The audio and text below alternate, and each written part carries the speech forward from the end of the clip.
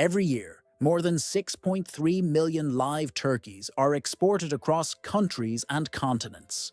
A migration not of instinct, but of commerce, precision, and engineered logistics.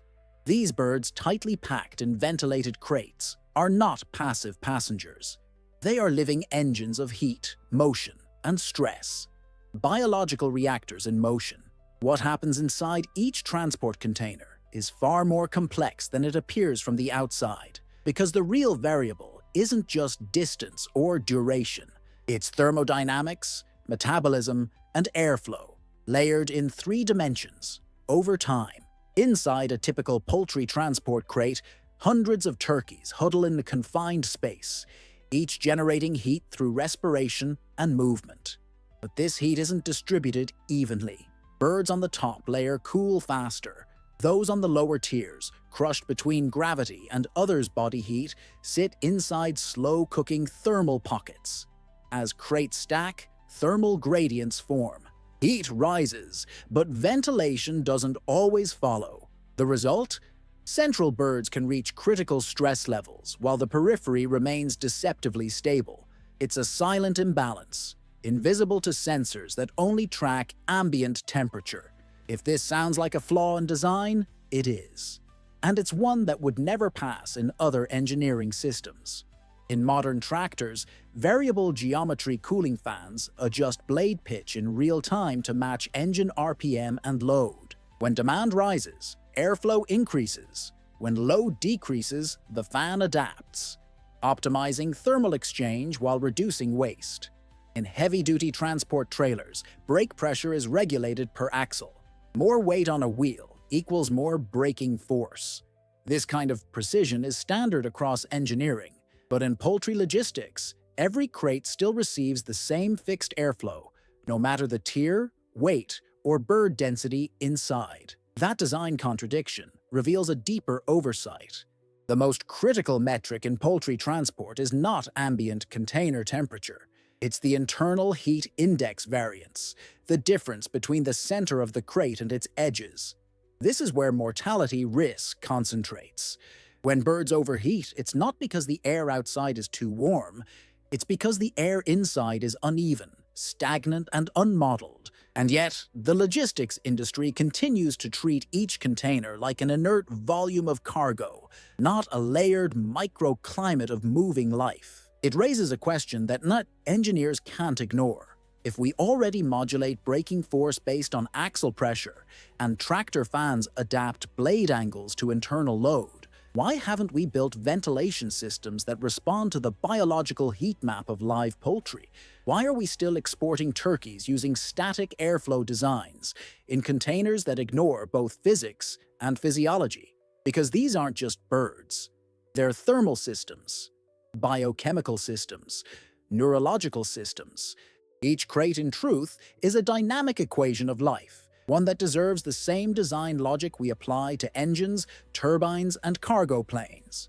And the failure to do so costs more than efficiency. It costs lives, profits, and the integrity of global supply. This is the silent complexity behind the poultry export industry. Not just moving turkeys, but moving life across borders, under pressure, against time. The structure of a turkey transport crate seems simple. A rectangular frame, plastic walls, airflow channels. But in practice, it behaves like a thermal maze. When crates are stacked, each level becomes a microenvironment. And while airflow may enter at one end of the container, it does not flow equally through every layer. Birds in the middle of the stack, enclosed above, below, and on all sides, receive up to 21% less ventilation than those on the outside. This isn't just a small fluctuation. It directly impacts their physiology. Internal sensors reveal that birds in these central zones display 3 times more heat stress markers than those at the edges. Their survival is compromised not by the outside world, but by the geometry of the crate itself. This invisible flaw has prompted engineers to look elsewhere for inspiration. In vertical farming, where crops grow in stacked trays inside sealed containers, climate control must be surgically precise. Airflow is not delivered uniformly, but guided through laminar channels, moving like a river between rows. Each level receives its own slice of temperature, humidity, and CO2 balance. In poultry logistics, this approach is starting to gain ground. Some manufacturers now experiment with active cross-layer ventilation grids, embedded systems that direct air across vertical strata, mimicking this laminar behavior. The result is not only better heat dispersion, but a smarter crate, one that responds to vertical thermal patterns rather than ignoring them. The data speaks for itself. In controlled tests, birds transported at a higher ambient temperature, 24 degrees Celsius, but with structured airflow across layers, showed significantly lower stress indicators than birds moved at 19 degrees, without that vertical air stratification. This challenges the traditional logic that colder is always better. It isn't just the number on the thermometer that matters. It's how the air moves. It's how the heat is pulled from the bodies of animals living in a closed system. One exporter in northern Mexico understood this early. After facing repeated losses during long-haul flights, the company retrofitted its containers with baffle-layer cooling inserts, simple partitions that redirected airflow between crate levels. Within 3 months, their average mortality rate dropped by 4.2%. That figure represents thousands of birds saved and millions in retained value. But more importantly, it confirmed that thermal logic, not just refrigeration power, determines outcome. It forces a reframing. These containers are not boxes. They are buildings. They are microarchitectures. And just like skyscrapers require airflow modeling in tall atriums to prevent thermal trapping, poultry crates need vertical heat modeling to sustain life. In high-rise construction, engineers simulate where heat will accumulate, how convection will behave, and where ventilation must be directed. The same principles apply here. Only now, the lives inside aren't human tenants, but birds in motion, each one part of a living, breathing freight ecosystem. Not all losses in live poultry transport come from heat. Some begin in silence, triggered not by temperature but by vibration, noise, and a nervous system evolved for survival, not for travel. Turkeys, like many avian species, are acutely sensitive to acoustic disturbances and physical oscillation. What seems like a routine engine hum or road vibration to us can, for a bird, become a cascade of neurological distress. In transit, this stress doesn't scream. It accumulates in heart rate spikes, erratic breathing, and in some cases, fatal arrhythmias. Long before a turkey overheats or freezes, it can simply shut down, overwhelmed by the environment it cannot escape. The margin is thinner than most imagine. Field studies have shown that vibration exposure above just 0.4 G, a value common in standard road or runway turbulence, correlates with a higher mortality rate than 30 minutes of thermal discomfort. The nervous system reacts instantly, triggering adrenaline, increasing core temperature, and disrupting cardiac rhythm.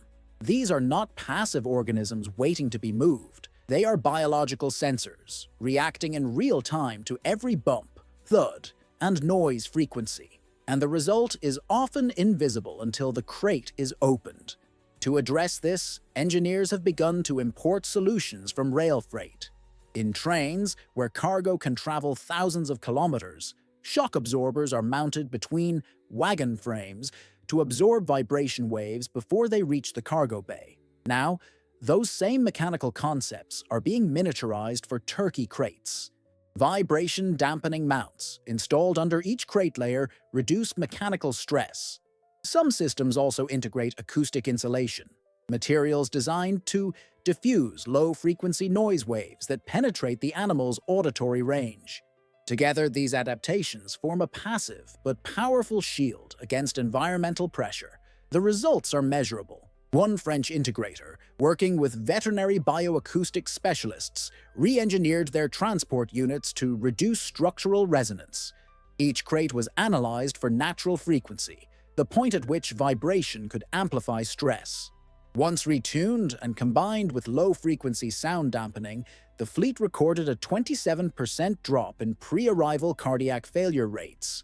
The birds weren't just surviving, They were traveling in physiological stability, but technical success isn't just about parts and measurements.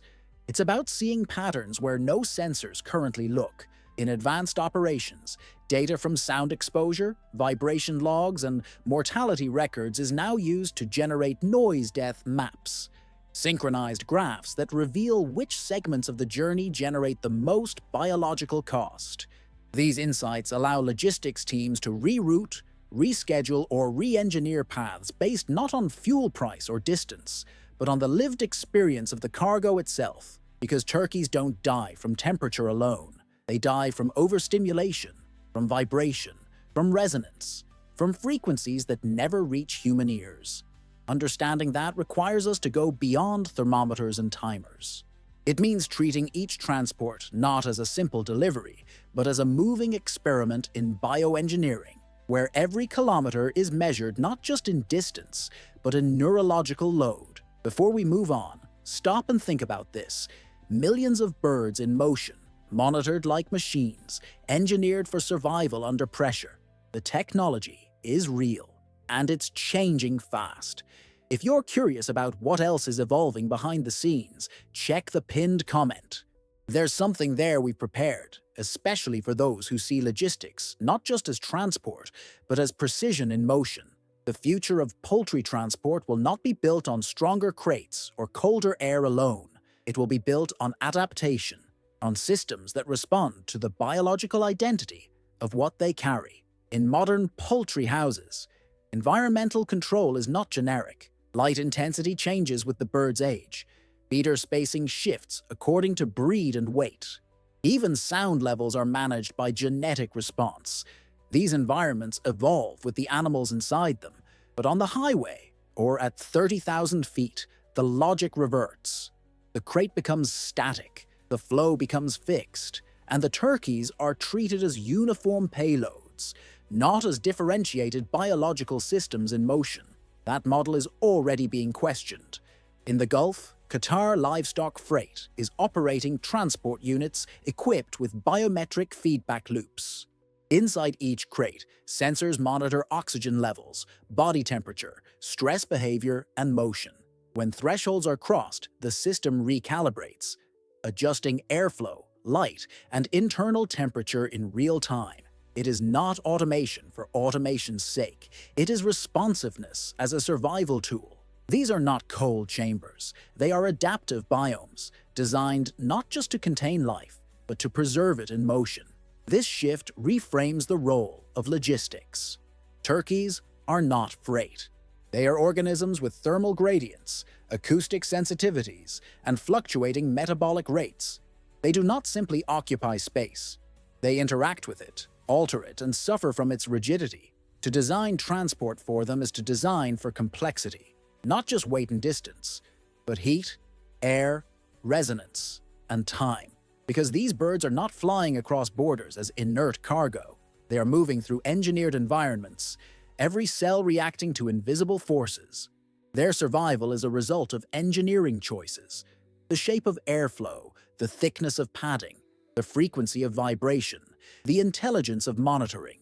And those choices reflect not just technical progress, but ethical design, the willingness to match machinery to life. If poultry production is now mapped by gene cluster and behavioral profile, if feed composition changes weekly by age and metabolism, if light cycles are programmed for cognitive development, then why does export still operate like mineral freight?